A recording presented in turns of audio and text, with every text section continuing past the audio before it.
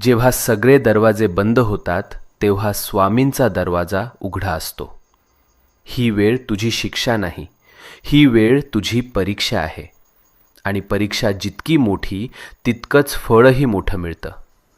तू रडलेला प्रत्येक अश्रू, तू केलेली प्रत्येक प्रार्थना आणि तू सहन केलेली प्रत्येक वेदना स्वामींनी पाहिली आहे, स्वामींनी ऐकलंय.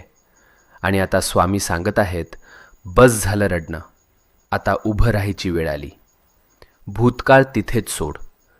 जे गेलंय ते संपलंय. आता तुझं जीवन नव्यानं सुरू होणार आहे. नवीन संधी, नवीन आनंद, नवीन यश, सगळं तुझ्या दाराशी उभं आहे.